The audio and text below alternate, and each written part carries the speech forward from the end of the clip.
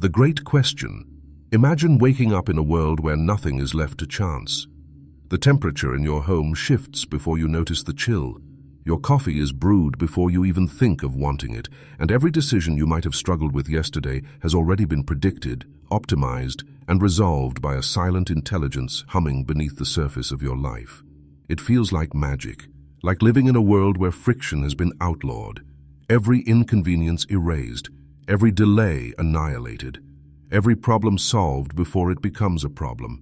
But as you sit in this gleaming paradise of algorithms and automation, something begins to gnaw at the edges of your mind. It's not fear. It's not even dissatisfaction. It's something stranger, harder to name.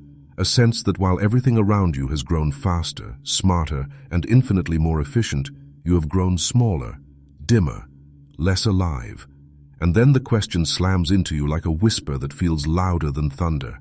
If life is so much better, why do I feel so empty? This is the riddle of our age, the paradox that hides beneath the glossy surface of innovation. We live in the golden age of progress. We have tools our ancestors would have called miracles. Diseases that once slaughtered millions can now be subdued with a pill. Knowledge that once demanded decades of scholarship now rests in the palm of your hand. The world bends to our will like never before. And yet, why does the human spirit seem to wither in the very age it should be flourishing? Why are anxiety, depression, and existential despair not vanishing, but multiplying? If progress is the answer, why do the questions feel sharper than ever? We worship progress like a deity, a silent god whose altar gleams with screens and circuits, and its gospel is simple. Forward is always better, faster is always good, efficiency is salvation, we believe It without question because progress feels like proof that history bends toward perfection. But what if this belief is the grandest illusion of all? What if in chasing this endless horizon we are not ascending but dissolving, becoming less human, not more? Here's the truth we rarely dare to speak. Every advancement comes with a price, and the currency is invisible but devastating. Attention, autonomy, wonder. These are the coins we spend for convenience, and we spend them gladly because progress whispers the sweetest of lies. You will be free. But are we? Or are we building a world where freedom is just another illusion, where comfort becomes a cage lined with velvet, and where every step forward leaves us hollowed out a little more? Look around. We have conquered distance, yet loneliness has become an epidemic. We have drowned the world in information, yet wisdom feels extinct. We have eradicated boredom, yet restlessness clings to us like a second skin. We have stripped away uncertainty, discomfort, and slowness, and with them, perhaps, we have stripped away the very soil in which meaning grows. Because here's the question progress never asks.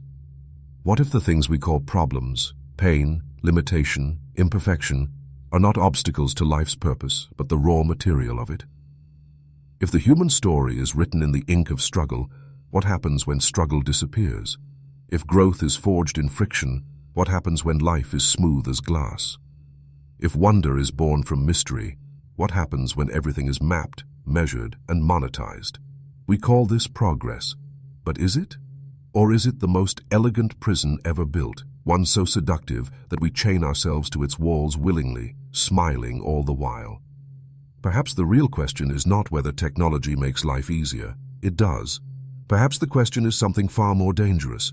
As the world becomes more perfect, will we become less human? And when the last fragments of our humanity slip through our fingers, will we even notice they are gone, the hidden problem, its psychological, philosophical roots? To understand why this silent decay persists in the midst of unprecedented progress, we must look beneath the glittering facade and confront the hidden machinery shaping our lives. The problem is not technology itself. Tools have always been part of human evolution. The wheel, the plow, the printing press, all were progress. But there is a crucial difference between those transformations and the age we live in now. In the past, tools extended human capability. They amplified effort, strengthened resolve, deepened creativity. Today, many of our tools replace human effort altogether. They remove friction. They erase the struggle. They promise not just to make life easier, but to make life effortless. And that, though seductive, carries a psychological cost we barely comprehend. Why? Because the very essence of being human is bound to limitation. Our ancestors understood this, even if they could not articulate it in philosophical terms. Carl Jung once wrote that meaning is born from the tension of opposites. Life draws its richness from polarity, light and dark, joy and sorrow, safety and danger. Strip away one pole and you do not create paradise, you create a void. Progress tells us it can eliminate suffering without consequence, but suffering is not a glitch in the system, it is the system.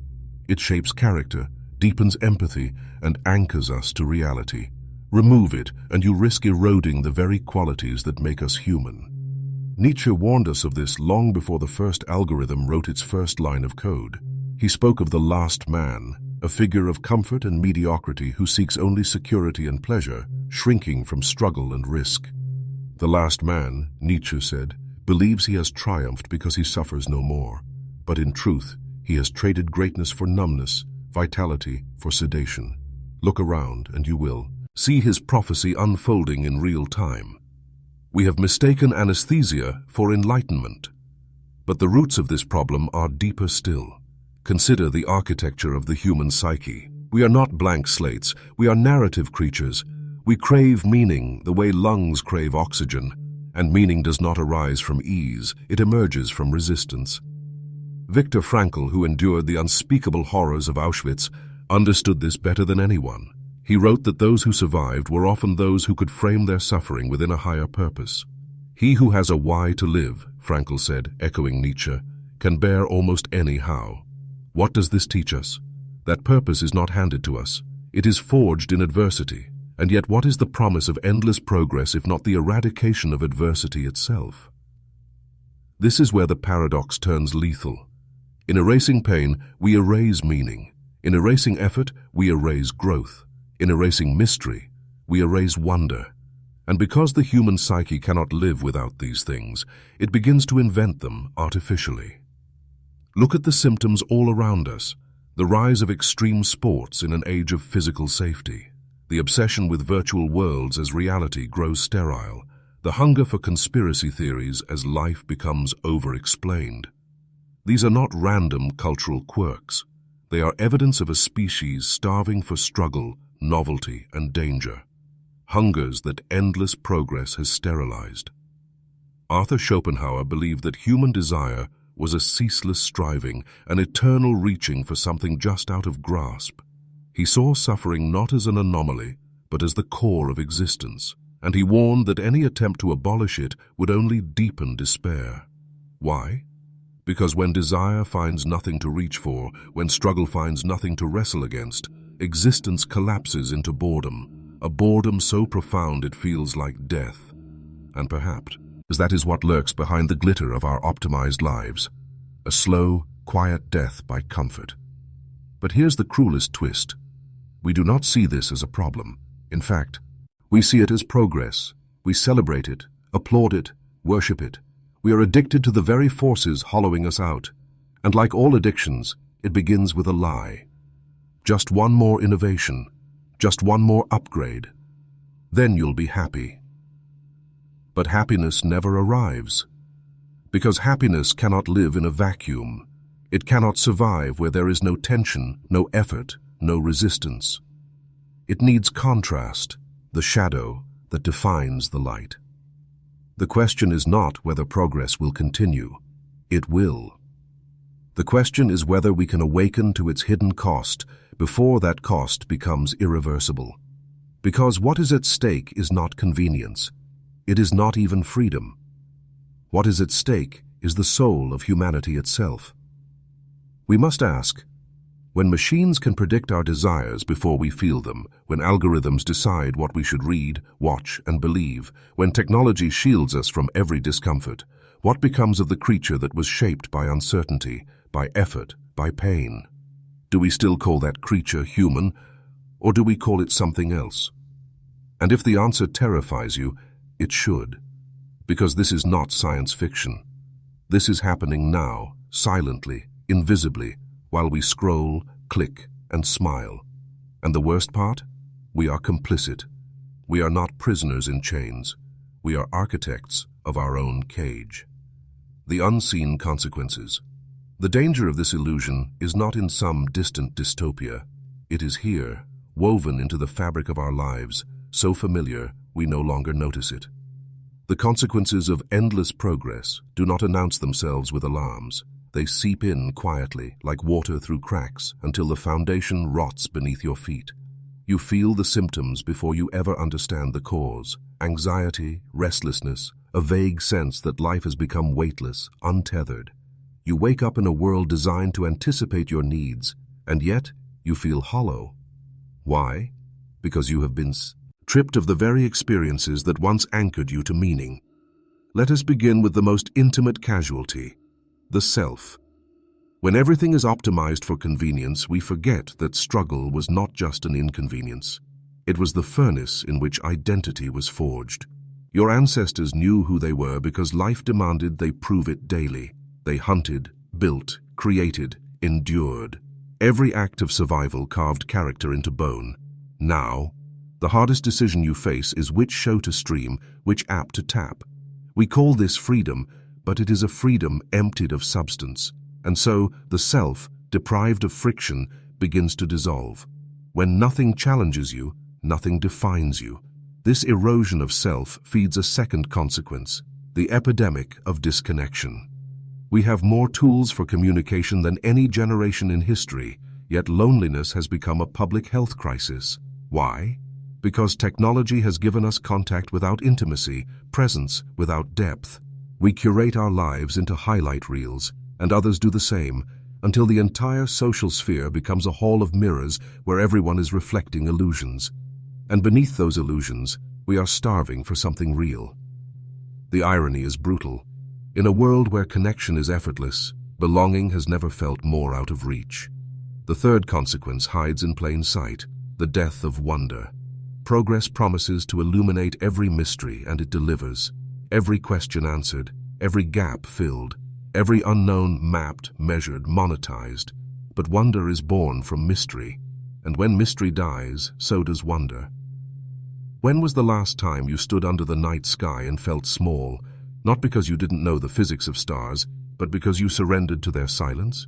When was the last time you allowed yourself to be surprised, truly surprised, by the unplanned? We have sterilized life of unpredictability, and in doing so, we have starved it of awe.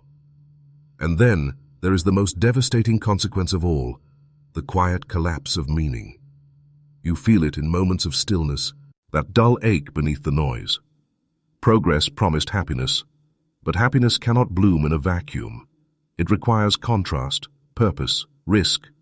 Remove these, and life becomes smooth but shallow, an endless scroll of pleasures without depth.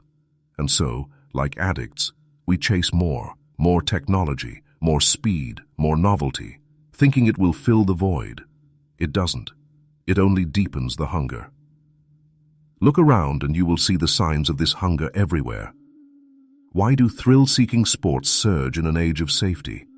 Why do people dive into virtual worlds as reality grows sterile? Why do conspiracy theories flourish when facts are more accessible than ever? These are not cultural glitches. They are symptoms of deprivation. Stripped of real struggle, we invent artificial ones. Deprived of mystery, we fabricate the fantastic. We are creatures built for resistance, and when resistance disappears, we create it, even if it destroys us. But the consequences extend beyond the individual. They seep into the collective, reshaping societies into machines that mirror the very technologies we worship. Efficiency becomes the ultimate virtue. Productivity becomes the highest morality.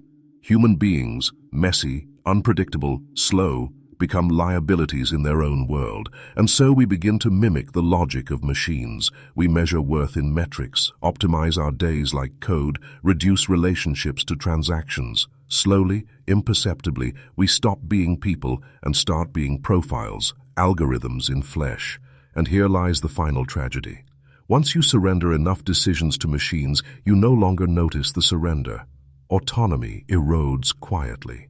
At first, it feels like liberation, someone else thinking for you. But then, one day, you wake up and realize you have outsourced not just decisions, but desire itself. what you eat, what you wear, what you believe. It was all chosen for you by systems you cannot see, not question, cannot escape. And by then, it is too late to ask the only question that matters. Who am I, if I no longer choose? These are the consequences no one wants to talk about, because they force us to confront a truth we would rather ignore, that the problem is not technology, not innovation, not progress. The problem is the story we tell about progress. The blind faith that faster is better, easier is good, friction is bad. We have built an empire on this story, but its foundations are cracking. And if we do not awaken, it will not be technology that kills our humanity. It will be our worship of it. So now, the question sharpens. If this is the cost of endless progress, are you willing to pay it? Or is there another way, a rebellion fierce enough to save the very soul of what it means to be human? The rebellion. How to break free. If the cage is gilded, how do you escape it? How do you rebel against a force that has embedded itself not just in your environment, but in your habits, your thoughts, your desires? The first step is to recognize that the rebellion will not look like what you imagine. It will not be grand. It will not be cinematic. It will be subtle, almost invisible, because the enemy you are fighting is not a machine. It is a mindset, a story, a narrative that has whispered in your ear since birth. Forward is good. Comfort is happiness. Speed is progress. To break free, you must rewrite that story, line by line. Start with this truth. You were not born to live a frictionless life. Your bones, your muscles, your very nervous system evolved for struggle, for uncertainty, for adaptation. The human spirit is a forge. It needs resistance to create strength. Remove resistance and you do not create peace. You create decay. This is why the rebellion begins by reintroducing what progress tried to erase. Slowness, silence, difficulty. Sit with that for a moment.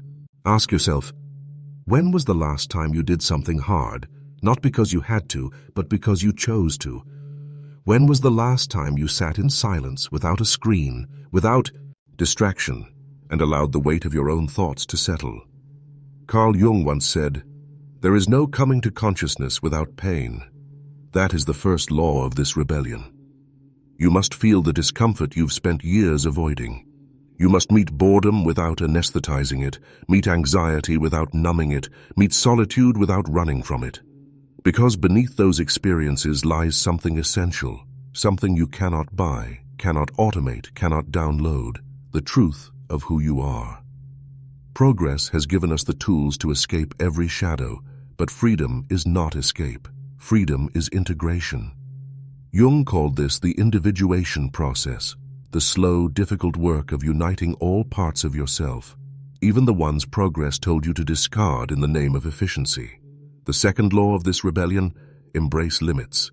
This will feel unnatural because you have been conditioned to see limitation as failure. But limits are not chains. They are contours that give shape to meaning. A poem without structure is not liberation, it is chaos. In the same way, a life without limits is not freedom, it is drift. So set boundaries with the very forces that promise to liberate you. Turn off the notifications that fragment your attention. Carve out spaces where technology cannot follow you. Walk without a phone, read without a feed, eat without a screen. These are not small acts. They are radical acts because they reclaim the scarcest resource of all, presence. The third law: choose depth over speed. Progress worships velocity. It tells you faster is better, that the shortest route is the smartest route.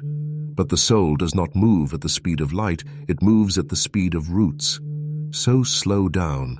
Read a book so dense it resists you. Have a conversation that meanders without purpose. Cook a meal from scratch instead of ordering it in a tap. These acts seem trivial, but they are insurgent, because they defy the logic of a world that wants everything optimized, streamlined, efficient. The fourth law: seek wonder intentionally. Wonder will not find you in a life smothered by convenience. You must court it deliberately. Go where mystery still lives, in nature, in art, in silence. Stand under a night sky far from the city lights and let yourself feel small. Watch a sunrise without photographing it. Listen to music without multitasking, without reducing it to background noise. These experiences are not luxuries, they are oxygen for a suffocating soul. Finally, the fifth law: create something real, not for likes, not for metrics, not for applause. Create because creation is the antidote to consumption, because making something with your hands, your mind, your heart reconnects you to the primal truth that you are not a machine. Write a story, paint a canvas, build a table, grow a garden. These acts restore what progress has stolen: the dignity of making, the intimacy of touch, the humility of imperfection. This rebellion will not be easy. You will feel the pull of the old narrative every day. People will call you old-fashioned, inefficient, even foolish. They will not understand why you resist what everyone else embraces. But here is the question you must hold like fire. What is the price of belonging to a world that no longer belongs to you? Because that is where this road leads, to a future where the human becomes obsolete, where freedom becomes an algorithm, where wonder becomes a commodity. You can refuse that future, not by smashing machines or rejecting progress, but by reclaiming what progress tried to erase: the texture of reality, the rawness of life, the soul of being human. Every act of slowness, every embrace of difficulty, every moment of stillness is a blow against the empire of endless progress. These acts may seem small, but revolutions are built on small acts repeated with ferocity. So start now, turn off the noise, step into the silence, do something hard, feel something real, because the rebellion begins the moment you choose to live, not as an optimized function, but as a messy, mortal, magnificent human being. The ultimate truth, the final, most powerful realization. And now, the question that lingers like smoke after a fire. What does it mean to be human in an age where humanity is negotiable? We have walked through the illusions, the roots, the consequences, the rebellion, but all of it leads here, to this moment of reckoning. Because the ultimate truth is not about technology or machines or even progress itself. It is about us, about the story we choose to tell about who we are and who we refuse to stop being. Here is the truth no one wants to face. There is no final upgrade coming. No moment when the algorithms, the systems, the machines will hand you a life of perfect happiness.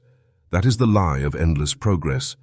The truth is far more terrifying and far more liberating. There is no arrival.